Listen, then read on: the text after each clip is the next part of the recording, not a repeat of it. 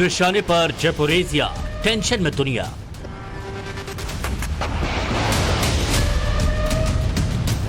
Putin का mission nuclear, signal clear.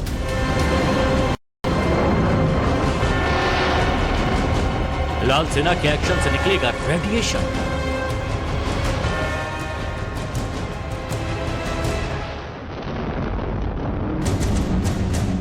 Ukraine के uranium पर कब्जे की लड़ाई।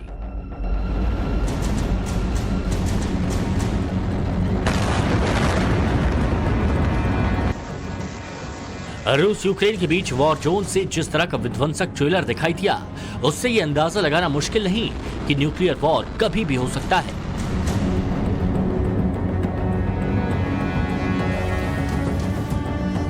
यूक्रेन का दावा है कि जंग के मैदान में रूस प्रतिबंधित हथियारों का इस्तेमाल कर रहा है, जिसने डर्टी बम से महाविनाश का खतरा बढ़ा दिया है।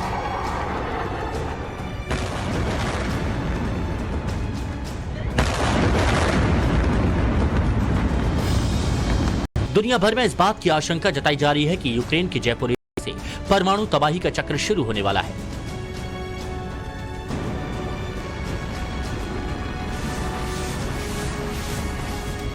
यूक्रेन की राजधानी कीव से करीब 550 किलोमीटर दूर ज़ैपोरिज़िया के आसपास जबरदस्त जंग छिड़ी हुई है। ज़ैपोरिज़िया के न्यूक्लियर प्लांट पर फिलहाल रूस का कब्जा है।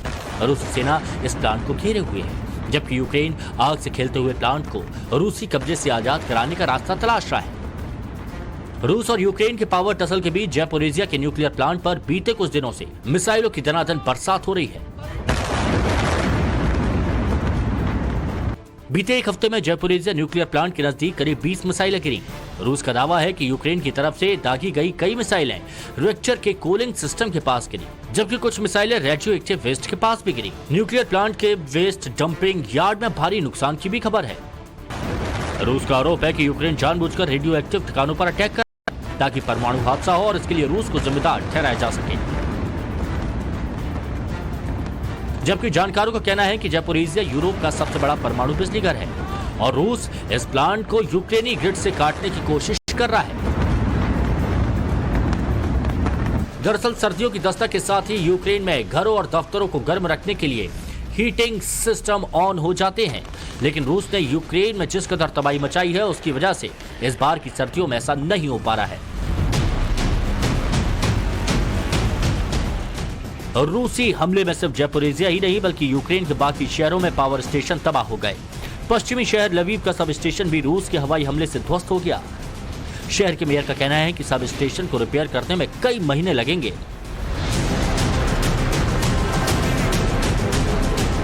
हाल ही में खेरसोन से पीछे हटी रूस की सेना ने एक बार फिर खेरसोन में अपने हमले तेज कर दिए।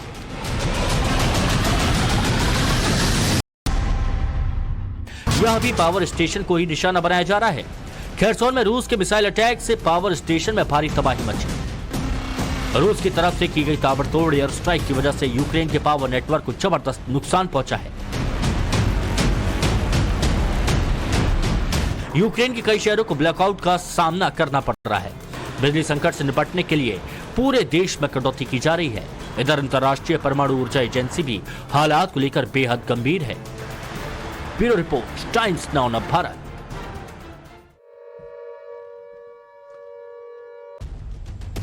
तो रूस यूक्रेन महायुद्ध की वजह से न्यूक्लियर रेडिएशन फैलने की आशंका है। पूरी दुनिया को टेंशन में इसने डाल दिया है और यूक्रेन का आरोप है कि रूस लगातार उसके देश के न्यूक्लियर प्लांट को निशाना बना रहा है और इसमें सबसे बुरे हालात ज़ैपोरिज़िया में है, जहां रूस की सेना प्लांट पर कब्जा किए हुए।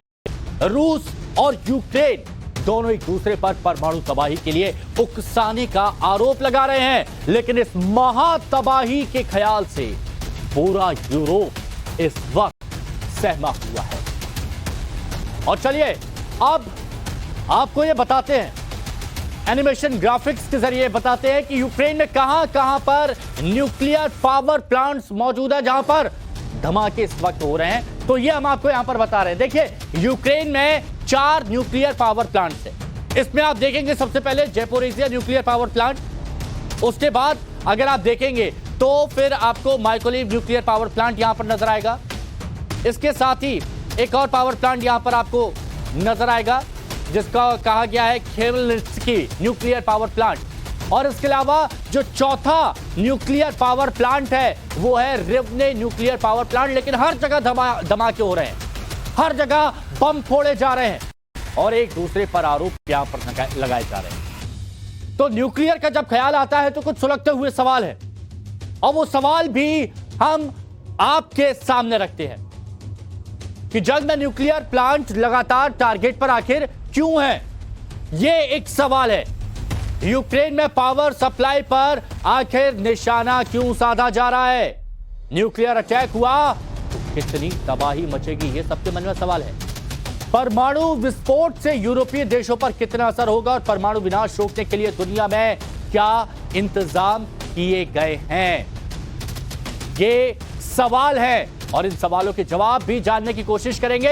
हमारे साथ में कुछ मेहमान जुड़े हुए हैं। Major general retired AK Siwal जी डिफेंस एक्सपर्ट हमारे साथ में जुड़े हुए हैं। स्वाति राव जी डिफेंस एक्सपर्ट वो भी हमारे साथ में जुड़ी हुई हैं और इनसे हम बात करेंगे। तो सबसे पहले स्वाति राव जी, हम देख रहे हैं और ये आरोप भी लगाए जा रहे हैं कि जो न्यूक्लियर पावर प्लांट है उसी पास धमाके किए जा रहे हैं, कहीं पर न्यूक्लियर वेस्ट तो कहीं पर रिएक्टर और उसके आसपास पर धमाके हो रहे हैं। ये कितना खतरनाक हो सकता है और ये किस तरह की रणनीति है जो अपनाई जा रही है? देखिए, ऐसा है कि आपने इसको कवर भी किया और बिल्कुल सही है ये बात कि दो तरीके से वॉर जो है वो हो रही है इस वक्त यूक्रेन में। और थोड़ा सा मेरी बात पे आप गौर करें। एक है एक्चुअल बैटल फ्रंट, हाँ, जहाँ पे खेरसोन के पास का एरिया है इस वक्त, जहाँ पे बाखमुट में लड़ाई हो रही है। और वो जो एक्चुअल बैटल फ्रंट है वहां पे जो यूक्रेनियन काउंटर ऑफेंसिव है वो काफी सक्सेसफुल है। इस बात का फ्रस्ट्रेशन, रशिया के पास हेवी आर्टिलरी है, ठीक है, रशिया जो है एक बड़ा आर्टिलरी हेवी कंट्री है। और रशिया इस बात का एक तरीके से रिटेलिएशन क्या करके कर रहा है, रशिया इस बात का रिटेलिएशन कर रहा है यूक्रेन के सिविलियन इंफ्रास्ट्रक्चर पर, यूक्रेनियन के जो यूटिलिटी इंफ्रास्ट्रक्चर है, जो क्रिटिकल इंफ्रास्ट्रक्चर है, उस पे अटैक करके।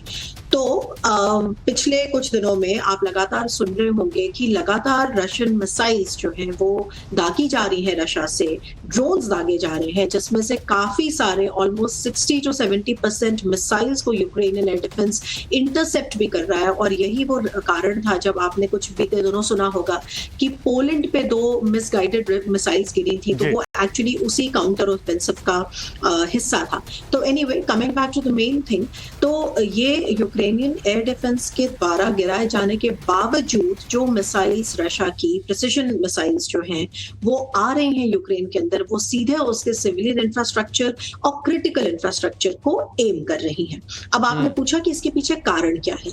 पहला कारण इसका यही है, जो अगर आपने बाइडेन का स्टेटमेंट देखा होगा, कि अगर रशिया मेन बैटल फ्रंट पे, जो मेन बैटल फ्रंट है डॉनबास के रीजन में और जो बेसिकली उनके 2 एक्सेस हैं जहां पे लड़ाई रही है, अगर वहां पे ये लूज करते जाएंगे या वहां पे उनके यूक्रेनियन काउंटर ऑफेंसिव सक्सेसफुल होता रहेगा, तो रशिया उस बात का रिटेलिएशन क्रिटिकल इंफ्रास्ट्रक्चर पे अटैक करके कर रहा है।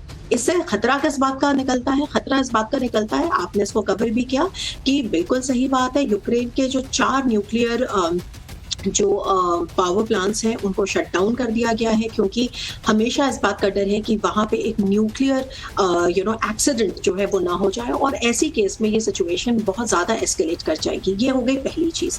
दूसरी चीज, आपने ये भी सुना कि इस बात का भी खतरा है, हालांकि मैं इस बात से बहुत ज्यादा सहमत नहीं हूँ क्योंकि एनालिसिस इस बात का बहुत समर्थन नहीं करती, लेकिन ये भी संभव है कि रशिया के द्वारा कुछ केमिकल वेपन्स का इस्तेमाल किया जाए यूक्रेन की टेरिटरी पर।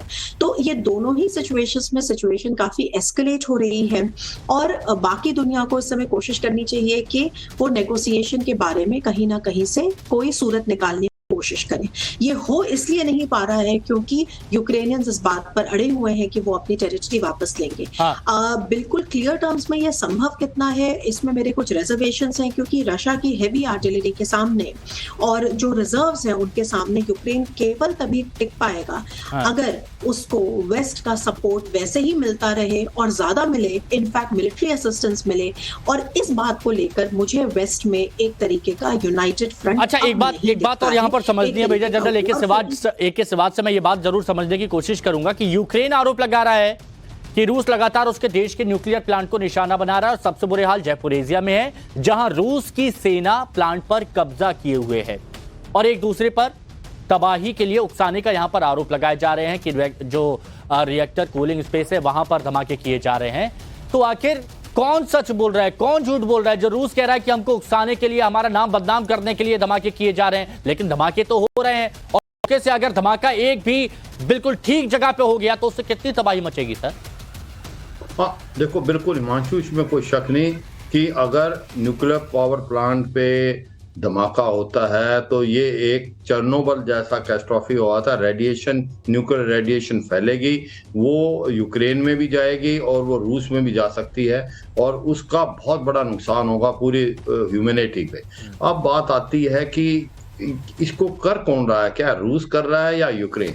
देखो, हम दोनों तरफ से देखते हैं। अगर रूस कर रहा है, देखो अभी आज जापोरिजिया, खारासोन और डोनबस के दोनों लुहांस्क और डोनेत्स्क एरिया आज रूस ने अपने साथ मिला लिए थे। अब वो खारासोन से तो पीछे हट गया है, जापोरिजिया उसके कब्जे में है। अब न्यूक्लियर पावर प्लांट भी उसके पास ही है। अब हो ये रहा है, यूक्रेन की भी मिसाइलें फायर होनी है। ऐसा भी लगता है, हो सकता है रूस जो है वो कुछ ना कुछ न्यूक्लियर पावर प्लांट पे निकले, क्योंकि इसके जो 30 से 40% पावर है वो यूरोप में जाती है और काफी हद तक पावर जाती है यूक्रेन में भी।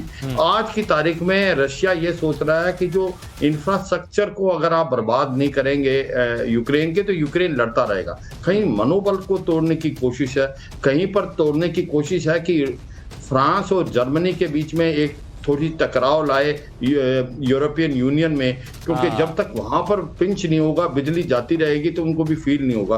तो ये दोनों बातें वो कर रहे हैं। वो सोचते हैं कि किसी तरीके से इनका मनोबल तोड़ा जाए, यूक्रेन के फौज का, सिविलियंस का, और प्रेशर डाले जेलेंस्की से और वो कहें कि हम बातचीत के टेबल पर आए। ये सच्चाई है कि ये 40% जो पावर प्लांट बिजली देता है वो यूरोप में भी है और यूक्रेन में भी है। अब तो यूरोपीय देशों पर कितना असर पड़ेगा, हर पहलू पर बात करेंगे। दोनों आप हमारे साथ बने रहे हैं। लेकिन देखिए, न्यूक्लियर पावर की बात कर रहे हैं, न्यूक्लियर शक्ति की बात कर रहे हैं, तो यूक्रेन की न्यूक्लियर शक्ति क्या है, इस पर भी हम बात करते हैं और आपको बहुत अच्छे से समझाने की कोशिश करते हैं। तो दरअसल यूक्रेन की न्यूक्लियर शक्ति की बात करते हैं तो यूक्रेन के पास 16 न्यूक्लियर रिएक्टर्स हैं। यूक्रेन की बात की जाए, 4 न्यूक्लियर पावर प्लांट यूक्रेन में है, जिसका जिक्र अभी आपको बताया था।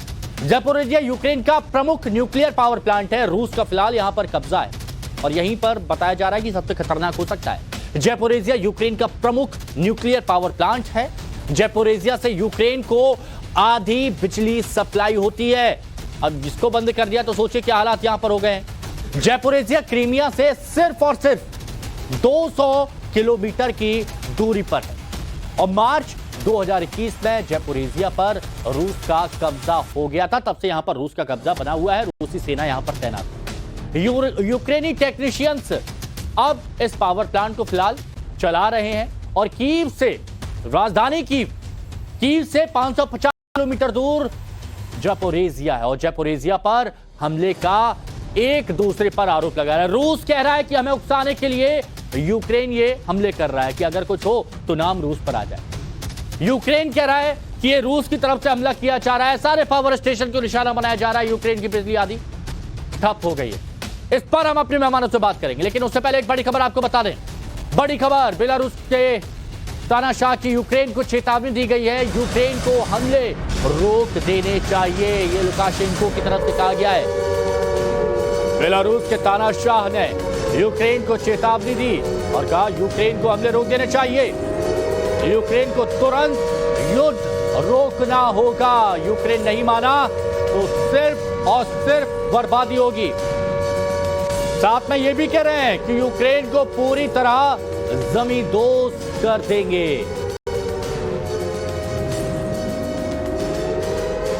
Сейчас в руках Украины.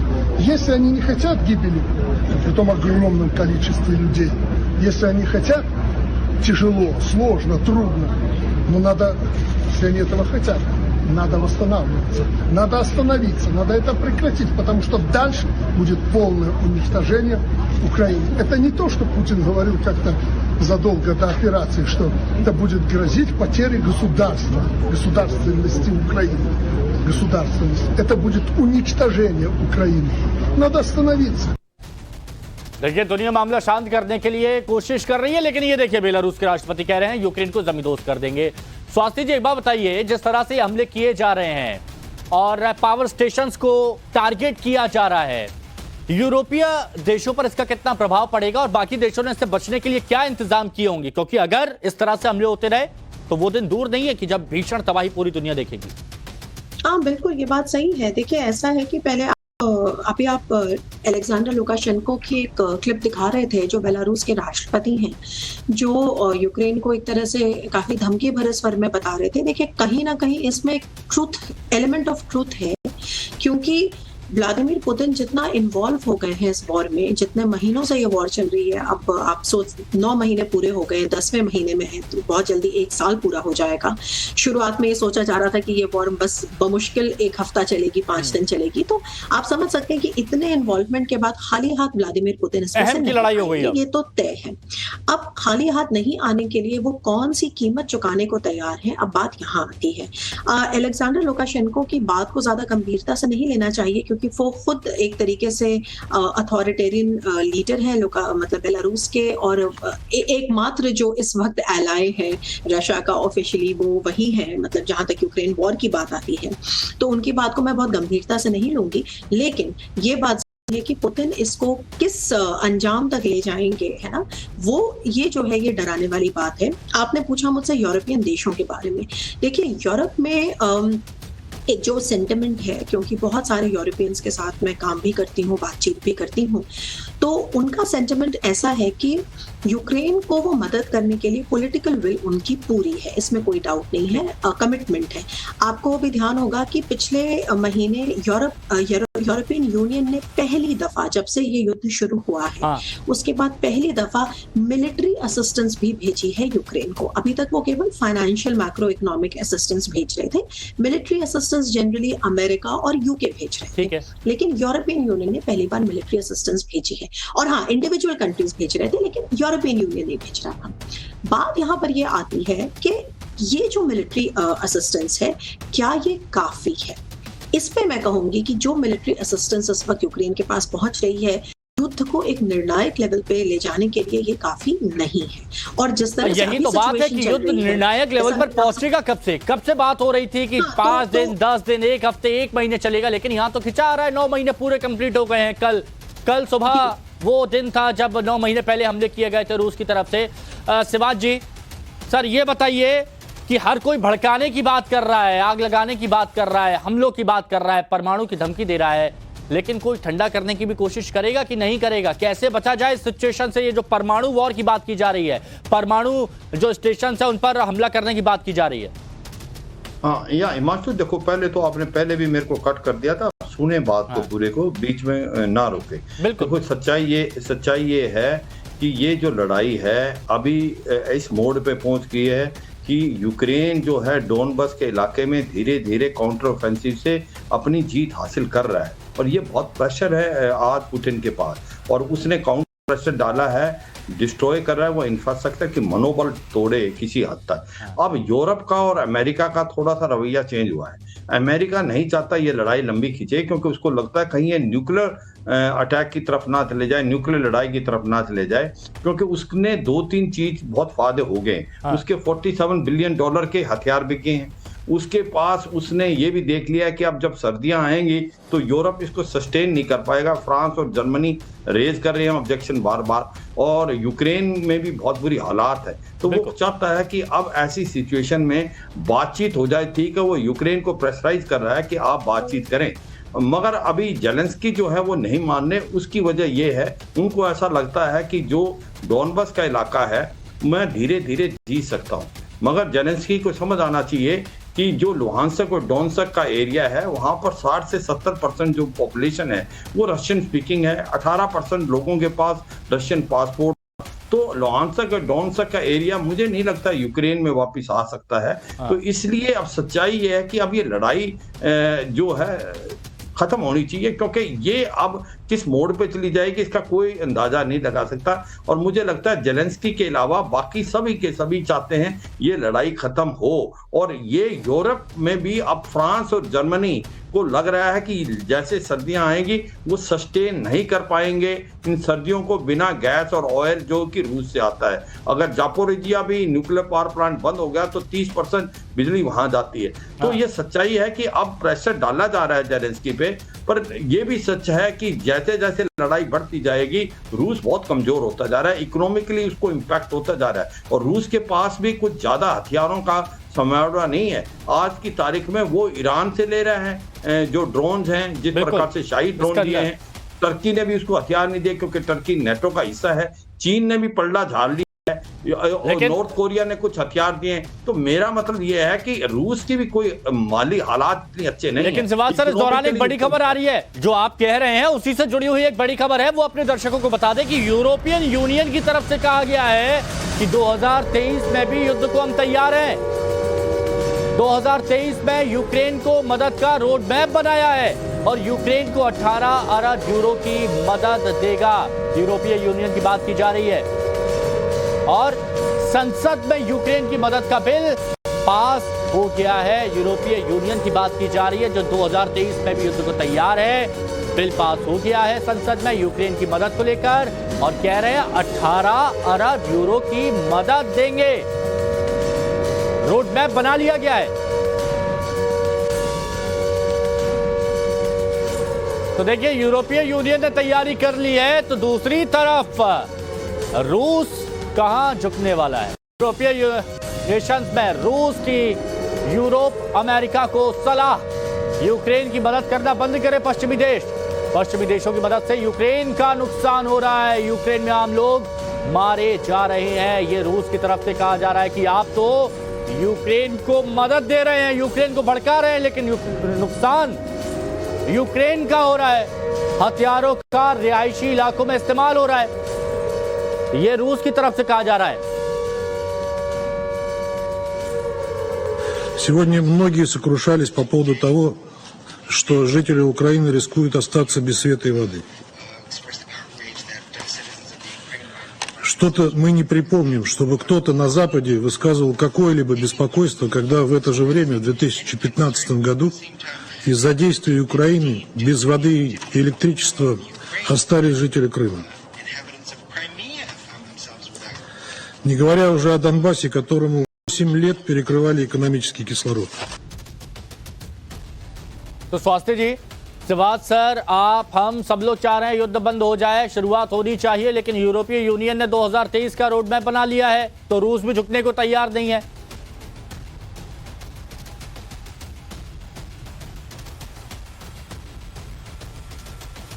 स्वास्थ्य जी, आप ही से मेरा ये सवाल है, अब आगे क्या? कोई झुकने को तैयार नहीं। आपका ये सवाल मुझसे पूछा, आपने मुझसे पूछा? जी, आप ही से है।